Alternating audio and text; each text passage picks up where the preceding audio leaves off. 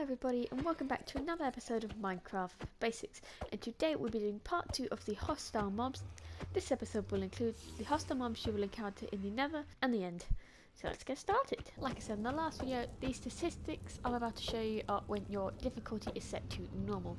The damages they will do to you will slightly vary between easy, normal and hard mode, so let's keep that in mind as we're going through it.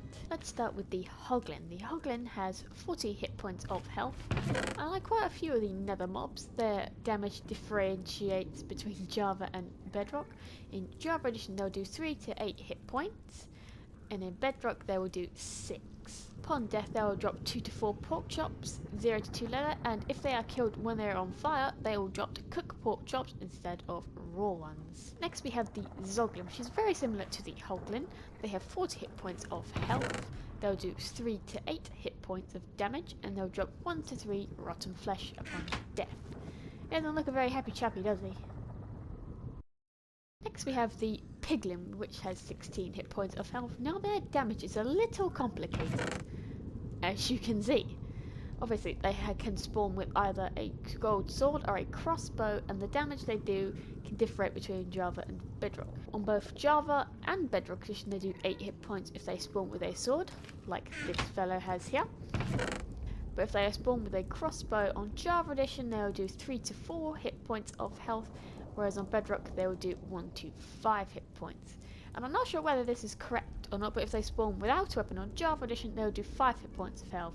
I'm not quite sure that's accurate, so keep that in mind. Upon death the Piglin can drop either a gold sword or a crossbow depending on if they're holding one, and possibly any armor. Next we have the Piglin Brute, which has 50 hit points of health, significantly more than the Piglin.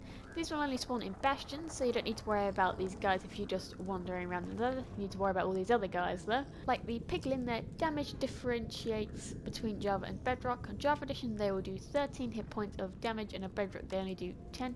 Upon death they will drop a gold axe like the ones they hold.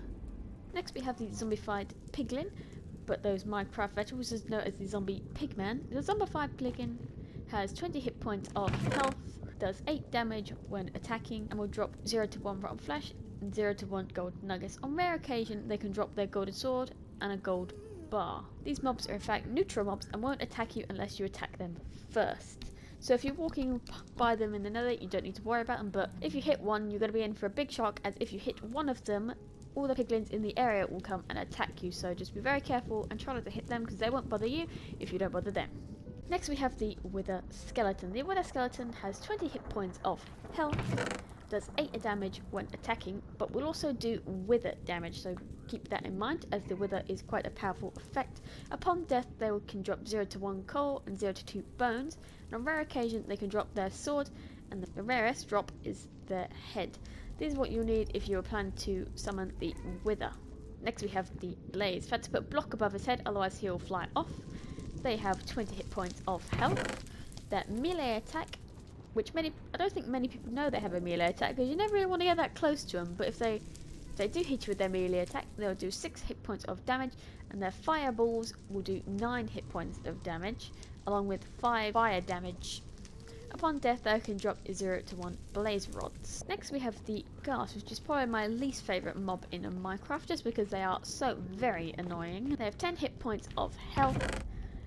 Now when they shoot their fireball, if they hit it with you directly they will do 12 hit points of damage, but the blast can do 6 points of damage to you. Upon death they can drop 0 to 1 Ghast tears and 0 to 2 gunpowder. Next we have the magma cubes, which are basically the lava version of slimes, but they were a big pain to get in these cages because they jump a lot higher. Now each magma cube, they're different size, does different damage like these slimes. The little ones actually do 3 hit points of damage, the medium ones does 4, and the big one does 6. Now the little slimes will drop 0 to 1 magma creams upon death. Their hit points: the magma cream has 1 hit point, the medium one has 4, and the big one has 16. Lastly we have the Wither, one of the second bosses in the game. Now for the health, this can be a little different between Bedrock and Java. On Java it's 300 hit points no matter what. On easy mode in Bedrock it's 300, on medium it's 450, and on hard mode it's 600. So on Bedrock Edition, you could fight the Wither in hard mode and it'll be twice as hard in Bedrock Edition. Now for its attack, upon spawning the Wither, it will make a massive explosion. On normal mode, it does 68 hit points of damage, which is a lot. Another attack it has, it shoots Wither skulls at you, which will do 8 hit points of health and will give you the Wither for 10 seconds.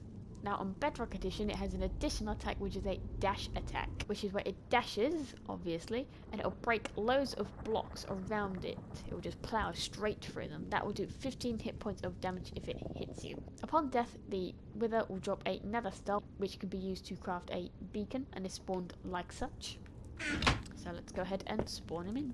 I'm hoping my bedrock box will stop him from escaping. So you put it in this configuration, and then you plop your last skull on. It doesn't have to be the middle one, but I like it being the middle one. So let's just go out. So this is it charging up, and then it will do its big explosion, which will probably destroy my chests. Boom. And then you have the Wither. This is what he looks like. He does not seem very happy to be in this box. There's the skull attack. I don't think it will do its dash attack until it gets much lower. So let me just grab my sword and attack him. When it gets to half health, it will put up a shield, which means arrows and such will no longer be useful. There we go, that's its second mode. So you can only hit it with melee weapons then. I don't think it's going to do its dash attack. Cool. Oh, and it spawned... I didn't know that. It spawned in some Wither skeletons. I've never seen it do that before, and it's also spinning in some sort of potion effect. These are things I didn't know. I'm not sure if this is just exclusively to the nether. There's quite a few of them there. So that's the Wither. With a few extra bits, I didn't know it spawned in Wither skeletons. He does not seem very happy to be in this box. It also does do an explosion upon death, so let's just go ahead and see that, shall we? Kill it! There we go. This is what it does upon death. It's not too happy. This is sort of starts shaking and jittering, and then it'll explode and drop its nether star. Boom. Killed its minions.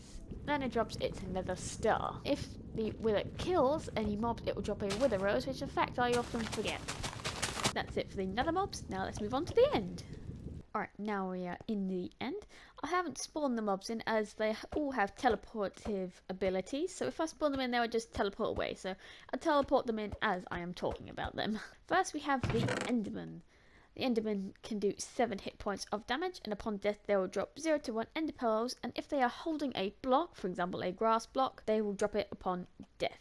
And they have 40 hit points of health. Now the Enderman looks like this, and of course they have the ability to teleport. The Enderman is actually a neutral mob and will only attack you if you hit it or if you look them in the eyes. So don't hold eye contact with an Enderman unless you want it to be the last thing you ever do. Now next we have the Endermite. These have 8 hit points of health and will do 2 hit points of damage to you. They do not drop anything upon death, and they have a very unique way of spawning in. They do, in fact, do not spawn in naturally. They have a small chance of spawning in after you use an Ender Pearl, and also Endermen and Endermites hate each other. Next we have the Shulker, which has 30 hit points of health. They'll do 4 hit points of health to you when they hit you with their levitation. But keep in mind, they give you the levitation effect for 10 seconds, which will make you rise up into the air, and then you'll take the full damage. The effect wears off and you fall back down to the ground, so be wary of that. Upon death, they can drop 0 to 1 Shulker shells. This is what the Shulker looks like. These only spawn in end cities, so you don't need to worry about them being on the main end island, and there are quite a few around the end cities, so just be wary, because if you get hit with their effects, multiply and rise really far up in the air, you have to worry about full damage if you don't have feather falling. So they're basically just a big box. They also have the ability to teleport away. Don't know if he's going to do it.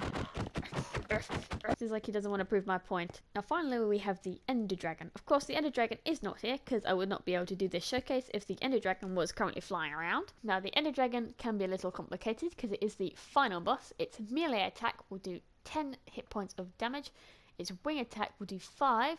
Its Dragon Breath will do 3. And now the Dragon Breath effect that when it shoots its fireballs actually will do 6 hit points of damage as long as you're standing in it.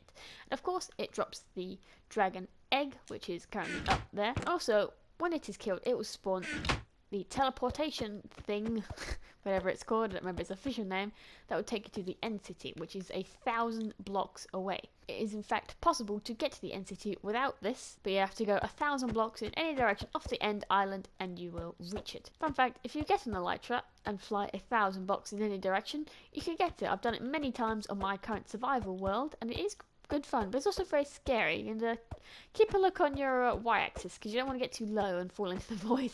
It's literally just nothingness. Just nothingness.